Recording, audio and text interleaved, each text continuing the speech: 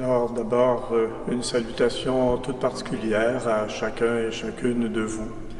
En ce dimanche où l'Église célèbre la solennité du corps et du sang de notre Seigneur Jésus-Christ.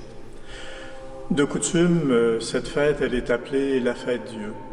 Et sûrement que beaucoup d'entre vous avaient de merveilleux souvenirs de cette fête, où l'Église célébrait de façon triomphale l'expression de sa foi en l'Eucharistie par des processions, des reposoirs, des célébrations plus belles les unes que les autres et avec la participation de tous.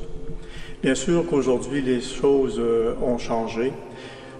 Il y a moins de manifestations extérieures, mais il y a tout de même une communion qui nous rassemble autour du corps et du sang du Christ.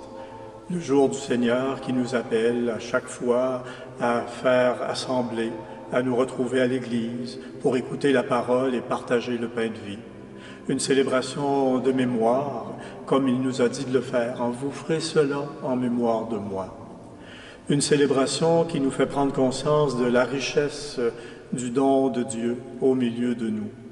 Moi, je suis avec vous tous les jours jusqu'à la fin des temps, et c'est cette présence eucharistique qui nous le rappelle, ce corps du Christ que nous partageons à chacune de nos assemblées. Bien sûr que pour assurer ce service de l'Eucharistie, il y a la nécessité de ministres ordonnés. Et parlant de ministres ordonnés, j'aimerais aujourd'hui porter à votre prière l'abbé Léandre qui actuellement est en retraite en vue de son ordination au presbytérat. L'abbé Léandre qui se prépare à ce moment, qui fera de lui un prêtre du Seigneur, mais au service de la communauté chrétienne dans laquelle il agira et dans laquelle il sera envoyé. Un service qui est plus que jamais nécessaire, qu'on compare même à un service extrême aujourd'hui, un engagement extrême. Qui peut donner sa vie pour le service de Dieu et de l'Église? Quelques-uns répondent, et c'est ce qui fait que le 24 juin, en la basilique cathédrale Notre-Dame de Québec, Monseigneur l'archevêque, dans l'avant-midi, ordonnera 3 nouveaux prêtres pour notre communauté chrétienne diocésaine, et dans l'après-midi, il ordonnera 3 jeunes religieux au diaconat transitoire, puisque ces jeunes religieux se forment pour devenir eux aussi prêtres.